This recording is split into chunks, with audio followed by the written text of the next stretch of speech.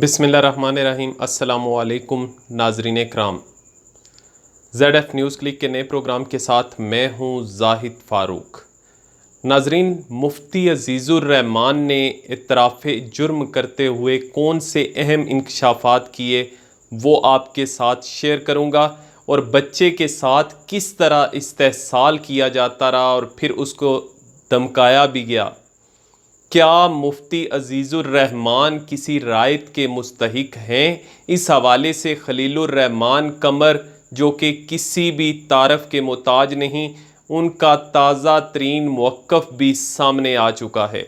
और इसके साथ साथ तैयब उर्दुगान के हवाले से मैं आपको ज़रूर ख़बर आपके साथ शेयर करूँगा कि किस तरह उनका तशख़्ख़ुस मग़रबी मीडिया ने तबाह करने की कोशिश की, और बाकायदा एक वीडियो भी आपके साथ शेयर करूंगा ताकि आपको ख़ुद समझ आ जाए कि किस तरीके से मीडिया हक़ाइक़ को तोड़ मरोड़ कर पेश करता है। व्यूवर्स, मज़ीद आगे बढ़ने से पहले मैं आप लोगों से गुजारिश करूंगा कि अगर आप मुनासिब समझते हैं तो हमारा channel ZF news click subscribe करें, बेल का आइकन ज़रूर दबाएं ताकि आने वाली तमाम ख़बरों से आप मुस्तफ़ीद हो सकें। मैं यानी एक दो दिन से इस कश्मकश में था कि क्या इस मौजू पे, मुफ्ती अज़ीज़ुर्रहमान के मौजू पे व्लॉग करूं या ना करूं, लेकिन आज उनके इतराफ़े जुर्म और इसके साथ साथ जो ख़बरें मेरी नज़र से गुज़री इंटरनेशनल मीडिया पर, उनके हवाले से जो रिपोर्टिंग हुई, उसको जब मैंने देखा तो BBC से लेकर टाइम्स ऑफ इंडिया तक हमारे पाकिस्तान का मनफी तासर देने की कोशिश की जा रही थी।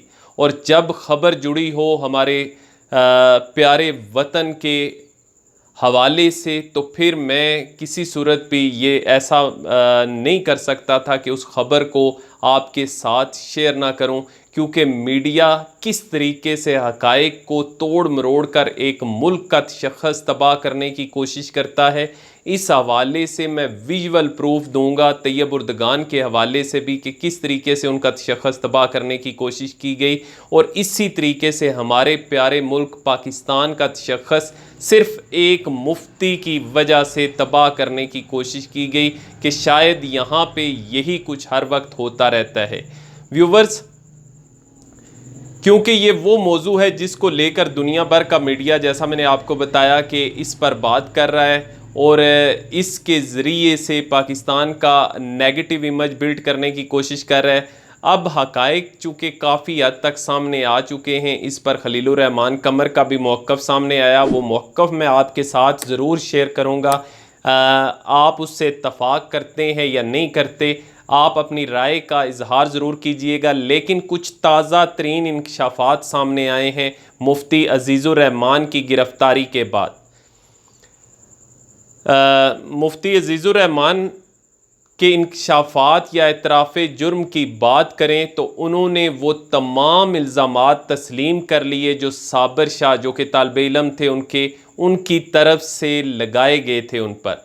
और मुफ्ती अज़ीज़ुर्रहमान ने ये भी तस्लीम किया कि ये वीडियो उनकी ही है और जो छुप कर बनाई गई थी। मुफ्ती अज़ीज़ुर्रहमान ने ये इंकशाफ किया कि इम्तहान में पास करने का झांसा देकर वो साबिर शाह को अपने जिनसी इस्तेहसाल का निशाना बनाते रहे।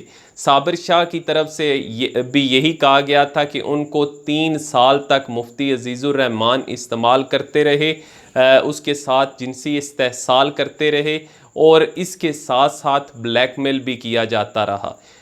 मुफ्ती अज़ीज़ुर्रहमान के हवाले से भी मैं आपको मज़ीद बताता हूँ उनके इंकशाफात। लेकिन साबिर शाह की तरफ से ये भी कहा गया था कि उन्होंने वफ़ाकुल मदारस के साथ भी रब्ता किया, उनको भी हक़ाइक़ से आगाह करने की कोशिश की, जो मदरसा इंतज़ामिया थी उनके साथ भी रब्ता किया, लेकिन कहीं भी उनकी सुनवाई ना हुई।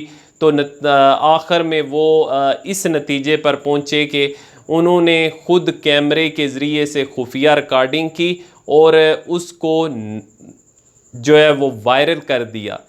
जब मुफ्ती अजीज़ुर रहमान को इस बात का इल्म हुआ कि उनके पास वीडियो मौजूद है, तो मुफ्ती अजीज़ुर रहमान के बेटों की तरफ से साबिर शाह को डराया धमकाया गया और संगीन नताइज की धमकियाँ दी गईं। साबिर शाह की तरफ से ये मुफ्ती अजीज़ुर रहमान ने बाकायदा इसको तस्लीम किया है कि ऐसा हुआ। साबिर शाह की तरफ से भी ये इल्ज़ाम आयद किया गया था कि उनकी जान को ख़तरा है, और जब मुफ्ती अजीज़ुर रहमान पर FIR दर्ज हुई तो उस वक्त साबिर शाह कहते हैं कि मैं अब इस हवाले से एक विजुअल पैगाम जो है वो रिकॉर्ड कर रहा था कि अगर मुझे कुछ हुआ तो इसके ज़िम्मेदार जो है वो मुफ्ती अजीज़ुर रहमान और उनके बेटे होंगे। अब मुफ्ती अजीज़ुर रहमान और उनके बेटों समेत 3 नामालूम अफराद पर FIR दर्ज हो चुकी है। मुफ्ती अजीज़ुर रहमान गिरफ़्तार हो चुके हैं और मुफ्ती अजीज़ुर रहमान की तरफ से तमाम जराइम का एतराफ़ भी कर लिया गया है। व्यूवर्स, ऐसे हालात के अंदर एक मौक़िफ़ सामने आया मुल्क के नामवर राइटर खलीलुर रहमान कमर का। उनका मौक़िफ़ क्या है इस सारे मामले पर? उन्होंने कहा कि किसी भी दुनिया भर के अंदर जो जराइम होते हैं उसको किसी सूरत भी किसी ख़ास यानी मकतबा फ़िक्र के साथ, किसी ख़ास शोबे के साथ नहीं जोड़ा जा सकता। जो भी जुर्म होता है वो उस शख्स की पर्सनल हैसियत में होता है। कभी भी ऐसा नहीं कहा जाएगा कि अगर कोई वकील कोई ऐसा जुर्म करता है, उसकी तरफ से सरजद होता है, तो ये नहीं कहा जाएगा कि एक वकील ने ये जुर्म कर दिया। अगर कोई और साइंस का टीचर हो या साइंसदान हो, उसकी तरफ से अगर कोई जुर्म होता है तो ये नहीं कहा जाता कि एक साइंसदान की तरफ से ये जुर्म कर दिया गया या एक साइंस टीचर की तरफ से किया गया। तो ऐसे हालात में मदरसों को इसके साथ क्यों नत्थी किया जाता है? ये नहीं होना चाहिए। ये खलीलुर रहमान कमर का मौक़िफ़ है। इस पर आपकी क्या राय है ये आप दीजिएगा, लेकिन मैं अपनी राय का इजहार ज़रूर करूँगा कि कुछ लोग ऐसे होते हैं जिनका किरदार जो माशरे के में किरदार साजी कर रहे होते हैं, उनकी तरफ से अगर इस किस्म का कोई जुर्म सरजद होता है तो उसका असर बराह रास्त उस पूरे शोबे के साथ वाबस्ता हो जाता है। उस शोबे के तमाम लोगों को उसका खमियाजा भुगतना पड़ता है। उंगलियां उन तमाम लोगों की तरफ उठना शुरू हो जाती हैं। और वैसे भी हम जिस माशरे के अंदर रहते हैं, यहाँ पे ऐसे लोगों के ऊपर हर वक्त उंगलियां उठती हैं और उनके ख़िलाफ़ छोटी छोटी चीज़ें भी ढूंढी जाती हैं। और ख़ास तौर पर मगरबी मीडिया और इंटरनेशनल मीडिया जितना भी है, इन वाक़यात को तोड़ मरोड़ कर पेश करता है, जिससे मेरे मुल्क की बदनामी होती है, जिससे मेरे मुल्क का मनफी इमेज जो है वो दिखाने की कोशिश की जाती है। यहाँ सिर्फ इंटरनेशनल मीडिया ही नहीं करता, बल्कि हमारे अपने लोग भी इंटरनेशनल मीडिया को खुश करने के लिए जिस तरीके से तेज़ाब फेंकने की वीडियो बनाई गई और उस पर अवार्ड हासिल किया गया, इंटरनेशनल अवार्ड हासिल किया गया, इसी तरीके से ऐसे लोग हमारे माशरे के अंदर मौजूद हैं। लेकिन जब भी कोई जुर्म करता है शख्स, तो वो अपनी पर्सनल कैपेसिटी के अंदर रहते हुए करता है, उसका किसी शोबे के साथ तल्लक नहीं। लेकिन एहतियात ज़रूरी है। व्यूवर्स, ये भी सोचना होगा कि हर दफ़ा इस तरह के वाक़यात मदरसों से ही क्यों निकलते हैं। लोग उन पर एतमाद करते हैं, अपने बच्चों को वहाँ पे बेचते हैं, वहीं पे रहते हैं वो बच्चे, और क्या वो उनका जिनसी इस्तेहसाल करेंगे?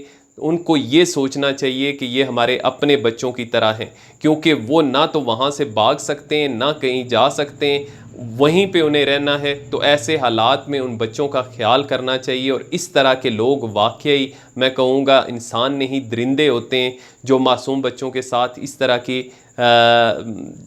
दरिंदगी करते हैं। व्यूवर्स, अब ज़रा मैं एक और तस्वीर का रुख बताऊँ आपको। एक तस्वीर इंटरनेशनल मीडिया के अंदर, फाइनेंशियल टाइम्स के अंदर शाया होती है और उसमें दिखाया जाता है कि किस तरीके से तैयब उर्दुगान जो हैं वो झुके हुए नज़र आते हैं जो बाइडन के सामने। अब इस सारे मंज़र से ये तासर देने की कोशिश की जाती है कि शायद जो प्रेसिडेंट तैयब एर्दोगान हैं, जो वो बात करते हैं अमेरिका से आंखों में आंखें डालकर, उस तासर को ज़ाइल करने की कोशिश की गई और दिखाया गया कि हकीकत में ऐसा नहीं है। वो उनके साथ, उनके सामने जब बात करते हैं तो झुक के करते हैं। ये सारा हकाइक को तोड़ मरोड़ कर पेश करने की कोशिश की गई। लेकिन इस पर एक मैं आप तस्वीर भी आपने मुलाजा की होगी, मैं आपको इसका विजुअल प्रूफ देना चाहता हूँ कि ये किस तरीके से हकाइक को तोड़ा गया और उनकी शख्सियत को तबाह करने की कोशिश की गई। इस वीडियो में आप देख रहे होंगे कि इस सारी तस्वीर की हकीकत क्या थी और इसको पेश किस तरीके से किया गया।